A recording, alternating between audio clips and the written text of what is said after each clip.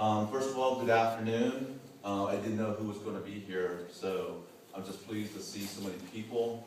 We got some people from Wayne, Nebraska. We got people from Kansas, from Lincoln, just all kinds, from around the world. It's just nice. Vietnamese communities represented. So first of all, I thank you for coming and help celebrate my dad's life, because that's exactly what we're doing, is to celebrate that. Secondly, I want to thank everyone that had any part to do with this. This does not happen magically. It takes work. So first of all, I'd like to thank Pastor Scott allowing us to be here at Calvary Christian Church, first thing. During my times when I come here, whenever I go to church, our church that we grew up in is gone, Pilgrim Lutheran Church, at least from where we knew. So I didn't know where to really turn to. But Bethany and Steve, they go to this church, and I got to know Scott, listen to him. He was preaching the message that I know Dad and my family believe in.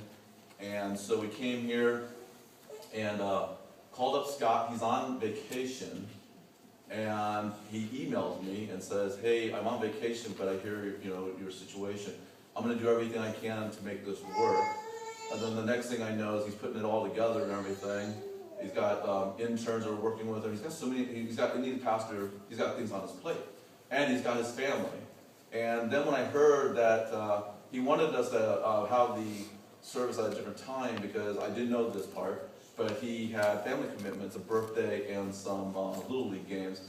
But you know what? He didn't tell me that. He just said, "You know what, Chi? We're going to make it work." And at first I thought it was going to be one of the associate pastors, but Scott actually is doing it, and he's missing his kid's birthday party right now. So Scott, thank you very much. And I met some new people with the rest of the church. We have Jeremy and Brielle's wife, and then we've had Jennifer help out, and we've had Colton. So it's just once again for this church, because it's not my church, but you know what? It's God's church, and we're honoring God through my dad's life. So once again, thank you for coming. I'm not going to share the Vietnamese story. Most people know that one. I like my brother as a person. I'm going to share a funny story. So the funny story, and then I'll get a little serious. But the funny story is, so Dad's visiting us, and it was in Oklahoma. So all four of us, Atsuko, Jonathan, Justin, and I are in the car, and we're driving, and Dad's with us. And so one of the kids, I can't remember which one, but they just said, "Hey, Dad, can we play the sentence game?" And I go, "Sure, we'll play the sentence game." And the rule of the sentence game is, we start a sentence, I start a word, and then we all add a word and make a sentence out of it. And so, okay, I'll start, then there'll be Jonathan, Justin, then Mom, and then Dad will end the sentence. So that was the idea behind it. So I told Dad, I go, "Dad, do you understand the rules?" He goes, "Yeah, I think so, I got it." So I go, "Okay, so you're going to have that last word of the sentence, okay? So kind of be thinking about how we make each one of those, throw these words out." So I go, "The." And then I think Jonathan next said dog. And then I think Justin said walked. And then also said and. And then my dad, he used a different word, but he said crept. It was a 4-letter word.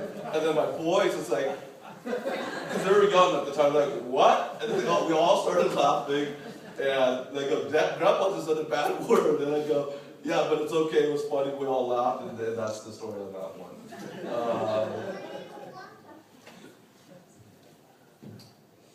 I would not be here today if it wasn't for my dad, so there would be no Chi Russell, not the way you know Chi Russell.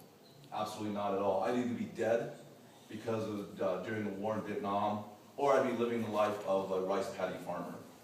So I've been blessed to live this really great life that Dad set up for all three of us. And I've had a chance to travel the world, and one thing that I've really seen about human nature, what we call our human world, is that we tend to value things in terms of position. Okay? However, my dad saw the world in a different way. He saw it in a godly way. And he saw it that in God's world, not our world, but God's world, he saw things in value rather than position, but by purpose. Okay? And so I'd like to just share this thought and that I was thinking. So, remember, human world, value positional, God's world, value purposeful. And he taught us this, these different values, the differences between these two values. So God blessed me by putting the greatest man I've ever met into my life, my dad.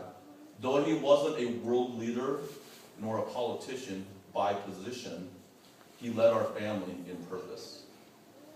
Though he wasn't a Fortune 500 millionaire by position, he paid the bills for our medical needs, ensured a roof over our head, put food on the table, provided for our clothing on our backs, and basically worked hard all the time for other necessities of life in purpose. Though he wasn't a religious clergy nor scholar by position, he introduced us to God by sending us to church in purpose.